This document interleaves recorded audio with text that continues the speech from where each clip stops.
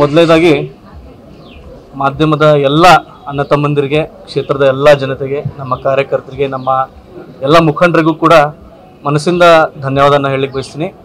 ನಿಮ್ಮೆಲ್ಲರ ಒಂದು ಪ್ರೀತಿ ಆಶೀರ್ವಾದದಿಂದ ತಾಯಿಯವರು ಗುಣಮುಖರಾಗ್ತಾ ಇದ್ದಾರೆ.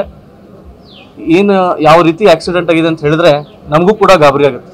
ಯಾಕಂದರೆ ಬೆಳಗ್ಗೆ ನಾನು ಕೂಡ ಬಂದಾಗ ಆ ಆಕ್ಸಿಡೆಂಟ್ ದೃಶ್ಯ ಕೂಡ ನೋಡಿದ್ರೆ ತಾಯಿಯವ್ರಿಗೂ ಭೇಟಿಯಾದಾಗ ನನಗೂ ಕೂಡ ಸ್ವಲ್ಪ ಪ್ಯಾನಿಕ್ ಆಗಿತ್ತು.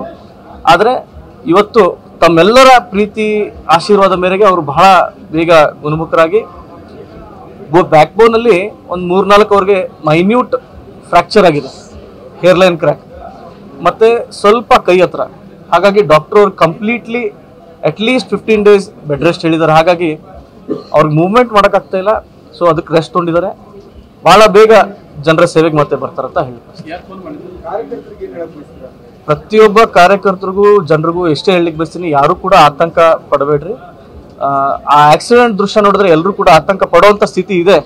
ಆದರೆ ಅವ್ರಿಗೆ ಏನೂ ಆಗಿಲ್ಲ, ಭಾಳ ಬೇಗ ಜನರ ಸೇವೆಗೆ ಬರ್ತಾರೆ ಅಂತ ಹೇಳ್ತಾರೆ. ಚಂದ್ರರಾಜ್ ಹಟ್ಟಿಯವ್ರಿಗೂ ಸ್ವಲ್ಪ ಜಾಸ್ತಿ ಏಟ್ ಆಗಿದೆ. ಸ್ವಲ್ಪ ಕಿವಿ ಹತ್ರ ಆಗಿದೆ, ಸ್ವಲ್ಪ ಇಲ್ಲಿ ಗಲ್ಲದ ಹತ್ರ ಆಗಿದೆ, ಆಮೇಲೆ ಕೈಗೆ ಹತ್ರ ಆಗಿದೆ.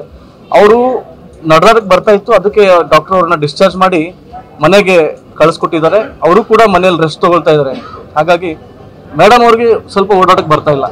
ಸೊ ಡಾಕ್ಟರ್ ಇಲ್ಲಿ 2-3 ದಿನ ಅಬ್ಸರ್ವೇಷನ್ಗಂತ ಇಟ್ಸ್ಕೊಂಡಿದ್ದಾರೆ.